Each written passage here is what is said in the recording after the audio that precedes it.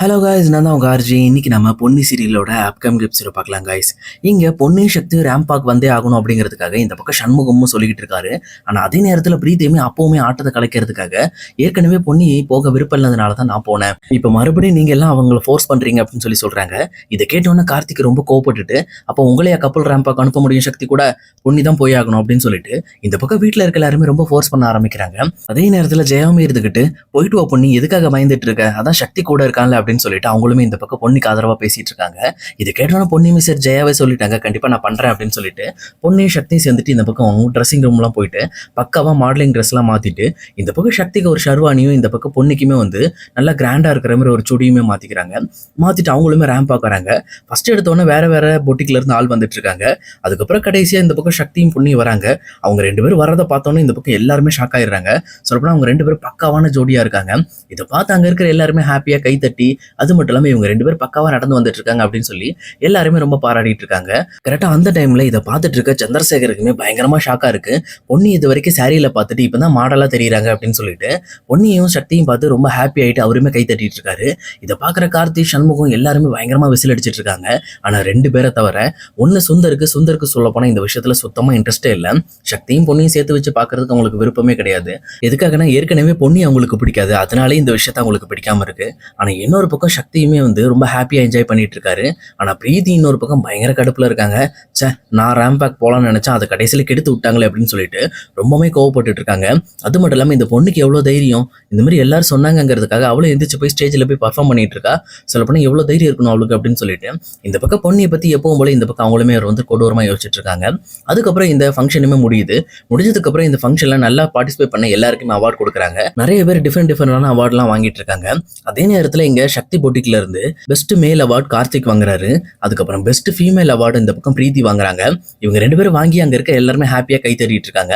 அதே நேரத்தில் இந்த மாதிரி கப்பல் ரேம்பாக்காக இந்த பக்கம் பொண்ணுக்கும் சக்திக்கும் அவார்டு கொடுக்குறாங்க. இதை கேட்டவொன்னு எங்க வீட்டில் இருக்க எல்லாருக்கும் பயங்கரமான ஷாக் ஆகுது.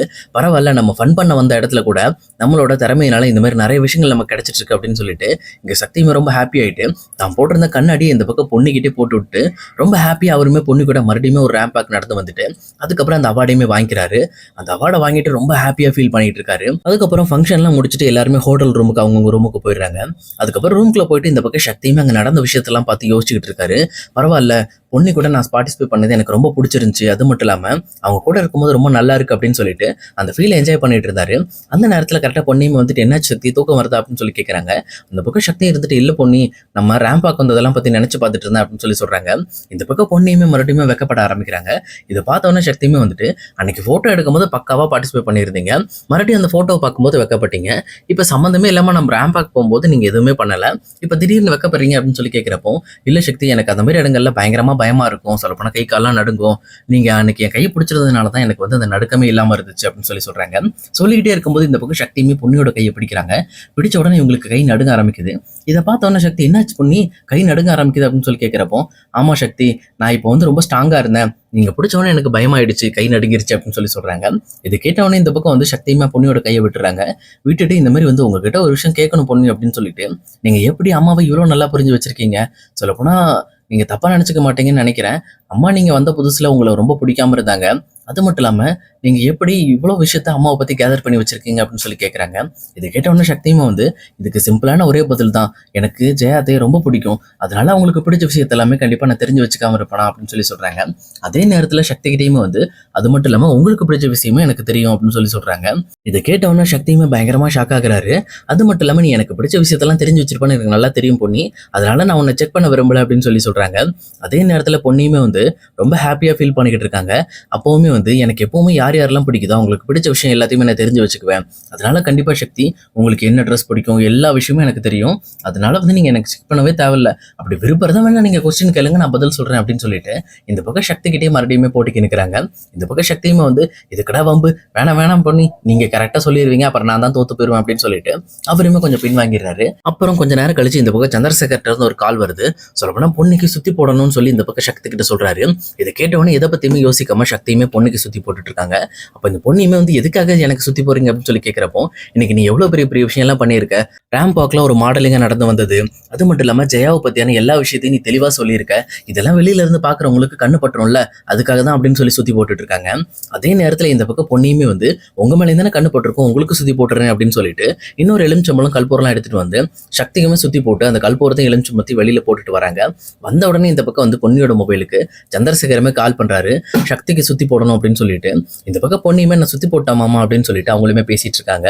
அதுக்கப்புறம் அங்க சந்திரசேகரமே காலை கட் பண்ணதுக்கு அப்புறம் இங்க பொண்ணையுமே பாருங்க, மாமாக்கு நம்ம மேலே எவ்வளோ அன்பு, சொல்லப்போனா 2 பேருக்கும் மாற்றி மாற்றி ஃபோன் பண்ணி சுற்றி போட சொல்றாங்க அப்படின்னு சொல்லிட்டு சந்திரசேகரை பற்றியுமே பேசிட்டு இருக்காங்க. சரி, அதுக்கப்புறம் ரொம்ப லேட் ஆயிடுச்சு, நம்ம ரெஸ்ட் எடுக்கலாம் அப்படின்னு சொல்லிட்டு அவங்களுமே தூங்குறதுக்காக எல்லாம் தயார் பண்ணிட்டு இருக்காங்க. அப்போ பொண்ணுமே எப்பவும் போல தன்னோட பெட் எடுத்து அவங்களுமே கீழே போட்டு தூங்கலாம் அப்படிங்கிறதுக்காக ரெடி பண்ணிக்கிட்டு இருக்காங்க. இதை பார்த்த சக்தியுமே கொஞ்சம் கோவம் அடைகிறாரு. நான் ஏற்கனவே சொன்னல பொண்ணு, இந்த கீழே படுக்கிற வேலை வேண்டாம், வீட்டில் போய் நம்ம பார்த்துக்கலாம், இந்த மாதிரி இங்கே வந்து நம்ம இப்படி பண்ணக்கூடாது அப்படின்னு சொல்லிட்டு சொல்றாங்க. இது கேட்டோன்னே பொண்ணுமே வந்து அப்புறம் நான் எப்படி சக்தி படுக்கிறது அப்படின்னு சொல்லி கேட்குறப்போ, நான் ஒரு ஐடியா சொல்றேன் அப்படின்னு சொல்லிட்டு, இந்த பெட்டு தான் இவ்வளோ பெருசா இருக்குல்ல, அதனால நீங்க ஒரு பக்கம் படுங்க, நான் ஒரு பக்கம் படுக்கிறேன், ஒன்றும் பிரச்சனை இல்லை, நான் அட்ஜஸ்ட் பண்ணிக்கிறேன் அப்படின்னு சொல்லிட்டு இந்த பக்கம் பொண்ணையுமே அந்த பெட்ல படுக்க சொல்றாங்க. இதை கேட்டோன்னே இந்த பக்கம் பொண்ணுக்கே கை காலெல்லாம் நடுங்க ஆரம்பிக்குது. பட் இருந்தாலுமே சக்தி பேச்சை தட்ட முடியாது அப்படிங்கிறதுனால அவங்களுமே இந்த பெட்ல போய் படுக்க ஆரம்பிக்கிறாங்க. சக்தியுமே சரி பொண்ணி, நம்ம ரெஸ்ட் எடுப்போம், காலையில மீட் பண்ணுவோம் அப்படின்னு சொல்லிட்டு அவங்களுமே இந்த பக்கம் பெட்ல படுக்கிறாங்க. அதுக்கப்புறம் 2 பேருமே நல்லா தூங்கிட்டு இருக்காங்க. தூங்கிட்டு இருக்கும்போது இங்க டயர்ட்லயுமே வந்து சக்தி வந்து பொண்ணு மேல கையை தூக்கி போடுறாரு. அப்போ பொண்ணுக்குமே லைட்டா தூக்கம் தெரியுது. பட் இருந்தாலும் சக்தியோட கையை இப்போ உடனே எடுக்க முடியாது அப்படிங்கிற கட்டத்தினால அவங்களுமே ரொம்ப அமைதியா அப்படியே படுத்து தூங்கிடுறாங்க.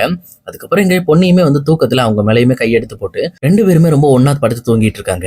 அதுக்கப்புறம் காலையிலுமே விடியுது. விடிஞ்ச உடனே இந்த பக்கம் வந்து சக்தியுமே எந்திரிச்சு பாக்குறாரு. பார்த்தா பொண்ணையுமே தான் மேல கை போட்டிருக்காங்க. அது மட்டும் இல்லாம பொண்ணு மேல இங்க சக்தியுமே கை போட்டு தூங்கிட்டு இருக்காரு. இதை பார்த்தோன்னே சக்தியுமே வந்து ஃபர்ஸ்ட் எடுத்தோன்னே சரி டக்குன்னு அந்த ரியாக்ஷன் எதுவுமே கொடுக்காம அப்படியே பொறுமையா தன்னோட கையுமே எடுத்துட்டு பொண்ணியோட கையுமே கீழே எடுத்து வச்சுட்டு அவருமே கரெக்டா எந்திரிச்சு வெளியில வராரு. கரெக்டா வெளியில வந்து கதவை திறக்கிறாரு. திறந்து பார்த்தா இந்த பக்கம் வெளியில கார்த்திக்கும் சண்முகம் இருக்கிறாங்க. இங்க எதுனடா பண்றீங்க அப்படின்னு சொல்லிட்டு இந்த பக்கம் சக்தியுமே பயங்கரமா ஷாக் ஆகுறாரு. இல்லடா வாக்கிங் கூட்டு போலான்னு வந்தோம், நாங்க பெல் அடிக்கலாங்கிறதுக்குள்ள நீ கதவை திறந்துட்ட அப்படின்னு சொல்றாங்க. சொல்லிட்டு இந்த பக்கம் கரெக்டா வந்து கார்த்திக்குமே வந்து அங்க ரூம்குள்ள எட்டி பாக்குறாரு. எட்டி பார்த்தோன்னே தான் தெரியுது கரெக்டா பொண்ணுமே பெட்ல படுத்திருக்காங்க. அப்ப என்ன நடந்திருக்கும் அப்படின்னு சொல்லிட்டு இந்த பக்கம் வந்து அவங்களுமே பயங்கரமா யோசிக்க ஆரம்பிக்கிறாங்க. உடனே இந்த பக்கம் வந்து சக்தியுமே வந்துட்டு சரி சரி நான் இப்போதைக்கு வர முடியாது, எனக்கு கொஞ்சம் டயர்டா இருக்கு, நீங்க வேணா வாக்கிங் போயிட்டு வாங்க, நான் அப்புறம் வரேன் அப்படின்னு சொல்லிட்டு அவங்க 2 பேருமே அங்கிருந்து சமாளிச்சு அனுப்பிட்டு இந்த பக்கம் அங்க சக்தியுமே வந்து அதுக்கப்புறம் ஃப்ரெஷ்ஷப் ஆகிறதுக்காக உள்ள போயிடுறாரு. இந்த பக்கம் பொண்ணையுமே எந்திக்கிறாங்க. எந்திரிச்சு பார்த்ததுக்கு அப்புறம் பக்கத்துல சக்தி இல்லை அப்படின்னு சொல்லி பார்த்துட்டு ஓ சக்தி ஃப்ரெஷ்ஷப் போயிருக்காங்க அப்படின்னு சொல்லிட்டு அவங்களுமே எப்பவும் போல தன்னோட வேலையை பார்க்கறதுக்காக தயாராயிட்டாங்க. ஆனா இங்க சண்முகத்துக்கும் கார்த்திக்கும் மட்டும் எனக்கு தெரிஞ்ச அவங்க 2 பேரும் ஒன்று சேர்றதுக்கு நிறைய வாய்ப்புகள் இருந்துச்சுன்னு சொன்னல, கிட்டத்தட்ட இப்போ ரொம்ப நெருங்கிட்டாங்க. இன்னும் ஒரு பாயிண்ட் தான் இருக்கு, அதுக்கப்புறம் ஆட்டோமேட்டிக்காக அவங்களே பாரு ஒன்று சேர்ந்துருவாங்க. இன்னும் அது மட்டும் இல்லாமல் நமக்கு 2 நாள் டைம் இருக்கு இந்த கொடைக்கானல் அப்படின்னு சொல்லிட்டு அதை பத்தியுமே பேசிக்கிட்டு இருக்காங்க. அதே நேரத்தில் ஜெயாவோட மனசுலயுமே வந்து பயங்கரமா பொண்ணு மேல ஒரு ஈர்ப்பு வர ஆரம்பிக்குது. காலையில ஜெயாவுமே வாக்கிங் போயிட்டு கரெக்டா அந்த சேர்ல வந்து உட்காடுறாங்க. அப்ப இந்த பக்கம் வந்து பொண்ணியை பத்தி யோசிச்சுக்கிட்டு இருக்காங்க. சந்திரசேகரமே இருந்துட்டு என்னாச்சு ஜெயா, எதுக்காக அமைதியா இருக்கா அப்படின்னு சொல்லி கேட்கிறப்போ, இல்லைங்க இந்த மாதிரி பொண்ணியை பத்தி தான் யோசிச்சுட்டு இருந்தேன், அவ எந்த அளவுக்கு என்ன புரிஞ்சு வச்சிருக்கா பாருங்க, நான் கூட அவளை அந்த அளவுக்கு புரிஞ்சுக்கலையே, எந்த அளவுக்கு என் மேல அன்பா இருக்கா அப்படின்னு சொல்லிட்டு பொண்ணியை பத்தி ரொம்ப அன்பா யோசிச்சுட்டு இருக்காங்க. அந்த பக்கம் சந்திரசேகரமே வந்துட்டு நான் சொன்னல ஜெயா, கண்டிப்பா வந்து பொண்ணியை பத்தி நீ தெரிய வர்ற அன்னைக்கு அவ்வளவு மருமகளா இல்ல உன்னோட மக மாதிரி ஏத்துக்கவே அப்படின்னு சொல்லி சொன்னல, அது கண்டிப்பா இன்னும் கூடிய சீக்கிரத்துல நடக்க போது பாரு அப்படின்னு சொல்லிட்டு அவருமே ரொம்ப சந்தோஷப்பட்டுட்டு இருக்காரு. சொல்லப்போனா ஜெயாவுமே இந்த விஷயத்துக்கு எந்த ஒரு ஆட்சேபனையும் சொல்லாம அந்த விஷயத்த கேட்டுக்கிட்டே இருக்காங்க. சொல்லப்போனா இப்பவே கிட்டத்தட்ட நடந்த மாதிரி தான் அப்படின்னு சொல்லிட்டு அவங்களோட மனசை ஏத்துக்கிட்டு அவங்களுமே சிரிச்சுக்கிட்டே அதுக்கப்புறம் அவங்களோட ரூமுக்கு போயிட்டு இருக்காங்க. இன்னொரு ரூம்ல கரெக்டா பிரீத்தியுமே வந்து நைட்டு ஃபுல்லா தூங்காம பயங்கர கடுப்புல இந்த மாதிரி பொண்ணு சக்தி பண்ண விஷயத்த நினைச்சு தூக்கமே இல்லாம ரொம்ப டென்ஷன் ஆயிடுறாங்க. அதனாலேயே அவங்களுக்கு காலையில உடம்பு சரியில்லாம வந்துருது. எல்லாரும் ரெடியாகி வெளியில வந்ததுக்கு அப்புறம் இந்த பக்கம் பிரீத்தி இன்னும் வரல அப்படின்னு சொல்லி தெரிஞ்சுக்கிட்ட உடனே பவானியுமே அவங்க ரூமை போய் தட்டி பாக்குறாங்க. பார்த்தா பிரீத்தியுமே உள்ளே தான் இருக்காங்க அப்படின்னு சொல்லி தெரிஞ்சுக்கிட்டு என்னாச்சு பிரீத்தி இன்னும் ரெடி ஆகல அப்படின்னு சொல்லி கேட்கிறப்போ, இல்லக்கா இந்த மாதிரி வந்து எனக்கு கொஞ்சம் உடம்பு முடியல, என்னன்னு தெரியல அப்படின்னு சொல்றாங்க. உடனே ஒன்றும் பிரச்சனை இல்லை, நீ ரூம்ல ரெஸ்ட் எடுத்து பேசிக்கலாம் அப்படின்னு சொல்லிட்டு இந்த பக்கம் அவங்கள சொல்லிட்டு இந்த பக்கம் கொடைக்கானல்ல ஒரு இடத்துக்கு சுத்தி பார்க்கறதுக்காக நாங்க போறோம், நீ ரெஸ்ட் எடு, நம்ம வந்து பேசிக்கலாம் அப்படின்னு சொல்லிட்டு பவானியுமே சொல்லிட்டு போயிடுறாங்க. இந்த பக்கம் பொன்னி சக்தி ரெடி ஆகி கரெக்டா அவங்க ரூம் விட்டு வெளியில போயிட்டு இருக்காங்க. இது பார்த்தோன்னே இந்த பக்கம் பிரீத்திக்கு பயங்கரமா கடுப்பாயிட்டு இருக்கு. நான் இவ்வளவு உடம்பு இல்லாம கஷ்டப்பட்டுட்டு இருக்கேன், ஆனா இவங்க 2 பேரும் ஜாலியா ட்ரிப் போயிட்டு இருக்காங்க அப்படின்னு சொல்லிட்டு கோவத்துல மறுபடியுமே தன்னோட ரூம்குள்ள போய் ரெடியாக ஆரம்பிச்சிடுறாங்க. ஆனா பவானியுமே இருந்துகிட்டு இந்த பக்கம் ஜெயா சக்தி கிட்ட போயிட்டு இந்த மாதிரி வந்து பிரீத்திக்கு கொஞ்சம் உடம்பு சரியில்லை, அதனால இன்னைக்கு ஒரு நாள் அவங்க ரூம்ல ரெஸ்ட் எடுக்கிறாங்களாம், நாளைக்கு நம்மளோட ப்ரோக்ராம்லாம் கண்டினியூ பண்ணிக்குவாங்க அப்படின்னு சொல்லிட்டு அந்த விஷயத்தையுமே சொல்றாங்க. அவங்க சொல்லி முடிக்கிற அடுத்த செகண்டுக்குள்ள இந்த பக்கம் பிரீத்தியுமே அங்க கரெக்டா வந்து நிக்கிறாங்க. இதை பார்த்துட்டு பவானியுமே பயங்கரமா ஷாக் ஆகுறாங்க. விஷயம் என்ன அப்படின்னா, இந்த பக்கம் பிரீத்திக்கு அவங்க 2 பேரையும் தனியா விடுறதுல விருப்பமே கிடையாது. அவங்க என்ன பண்ணாலும் அந்த விஷயத்தை கெடுக்கிறதுக்காக நாங்க இருக்கணும், அதனால அதுதான் என்னோட உண்மையான நோக்கம் அப்படின்னு சொல்லிட்டு ஒரே மூச்சோட செயல்பட்டுட்டு இருக்காங்க. இதெல்லாம் பாக்குறப்ப இந்த பக்கம் வந்து பவானியுமே வந்து எதுக்காக பிரீத்தி ஸ்டெயின் பண்ணிக்கிட்டு இருக்க, நாம சும்மா சுத்தி தான் பார்க்க போறோம், நீ ரெஸ்ட் எடு, அது மட்டும் இல்லாம அங்க போற இடத்துல கூலிங் ஜாஸ்தியா இருக்கும், உனக்கு அது செட் ஆகாது அப்படின்னு சொல்றாங்க. ஆனா பிரீத்தியுமே இருந்துகிட்டு அதெல்லாம் பரவாயில்லக்கா நான் பாத்துக்கிறேன் அப்படின்னு சொல்லிட்டு அவங்களுமே இந்த பக்கம் கிளம்பி அந்த ட்ரிப்புக்கு வந்துட்டு இருக்காங்க. இன்னொரு பக்கம் சுந்தரமே வந்து பிரீத்தியோட ஆட்டிடியூட்டை கொஞ்சம் கொஞ்சமா கவனிச்சுக்கிட்டு இருக்காரு. அவ பண்ற விஷயங்கள்லாம் சரியில்லையே, இங்க வந்ததுக்கு அப்புறம் அவளோட மாற்றங்கள் வித்தியாசமா இருக்கு அப்படின்னு சொல்லிட்டு இதுக்கு மேல இவளை கொஞ்சம் கவனிக்க வேண்டியது இருக்கு. அவ எதுக்கு எடுத்தாலும் இந்த மாதிரி சக்தி பொண்ணு பின்னாடியே சுத்திக்கிட்டு இருக்கா, அது ஏன் அவ பண்ணிக்கிட்டு இருக்கா அப்படிங்கிற விஷயத்த நம்ம தெரிஞ்சுக்கணும் அப்படிங்கிறதுக்காக சுந்தரமே இந்த பக்கம் பிரீத்தியை கவனிக்க ஆரம்பிக்கிறாரு. சொல்லப்போனா இங்க சுந்தர் மட்டும் பிரீத்தியோட உண்மையான நோக்கத்தை கண்டுபிடிச்சிட்டாரு அப்படின்னா அவங்களுக்கு ஹெல்ப் பண்ணவும் வாய்ப்பு இருக்கு, இன்னொரு பக்கம் அவங்களுக்கு ஆப்போசிட்டா மாறதுக்கும் வாய்ப்பு இருக்கு. அதனால என்னதான் நடக்க போகுது அப்படிங்கிறத இனி வரப்போற எபிசோட்ல கண்டிப்பா பார்க்கலாம் கைஸ். இந்த வீடியோ உங்களுக்கு பிடிச்சிருக்கும் நினைக்கிறேன். பிடிச்சிருந்தா மறக்காம லைக் பண்ணிடுங்க. இதே மாதிரி வீடியோஸ் வேணும் அப்படின்னா நம்ம சேனல் ஞாபகமா சப்ஸ்கிரைப் பண்ணி வச்சுக்கோங்க. ஓகே கைஸ், see you இன்னொரு வேற வீடியோல நம்ம மீட் பண்ணலாம்.